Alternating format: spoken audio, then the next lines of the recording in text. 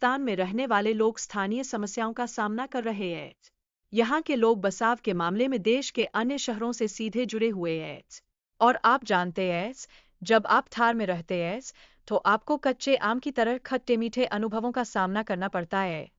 थार रेगिस्तान की विविधता में शांति और सुंदरता के साथ साथ शोर और समस्याएं भी गूंथी हुई है।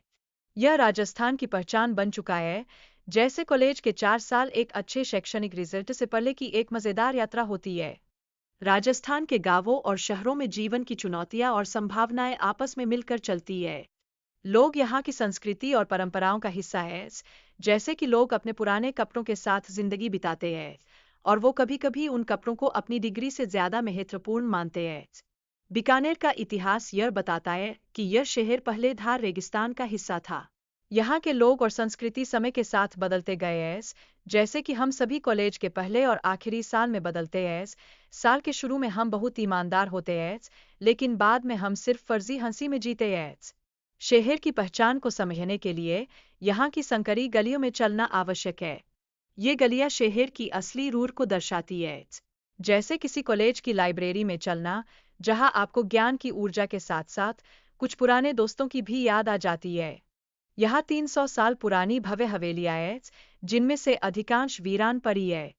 ये हवेलियाँ थार है, जिनमें से अधिकांश वीरान पड़ी है। ये हवेलियाँ थार रेगिस्तान की कठोरता को सहन न कर पाने के कारण खाली हो गई है। ऐसे ही जैसे हमारे कॉलेज के कमरे अक्सर स्वच्छता के रखरखाव में असफल हो जाते हैं। विभिन्न अनाम कलाकारों द्वारा बनाई गई कलाकृतियाँ इस क्षेत्र की सांस्कृतिक समृद्धि को दर्शाती है।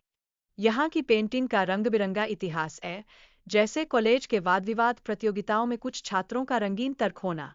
कटारियासर गार एक ऐसा स्थान है जो पुरानी राजस्थान की झलक देता है, जहाँ 200 से 300 परिवार निवास करते हैं। यहाँ का अनुभव आपको समय में पीछे ले जाता है, जैसे कि किसी कॉलेज के पुराने फोटो एल्बम को देखना, जो आपको अपनी बेवकूफ़ियों की याद दिला देता है। 1950 के बाद से यह माना जाता है कि यहाँ के लोग पंजाब, हरियाणा और मध्य प्रदेश के साथ जुड़े हुए हैं। यह परिवर्तन जलवायु परिवर्तन से संबंधित जटिल प्रश्न उठाता है, जैसे कि मेरे वर्कआउट की योजना कितनी प्रभावित होगी जब गर्मी में पसीना बहाना होगा। वैज्ञानिकों ने यह देखा है कि जलवायु परिवर्तन से रेगिस्तान का विस्तार हो रहा है। इससे निपटने के लिए स्थानीय लोगों को प्रोत्साहित करने की जरूरत है, जैसे डॉ की सलाह पर चलना कि दोबारा से योग करना चाहिए, लेकिन फिर भी हम बिस्कुट खाने में लगे रहते हैं।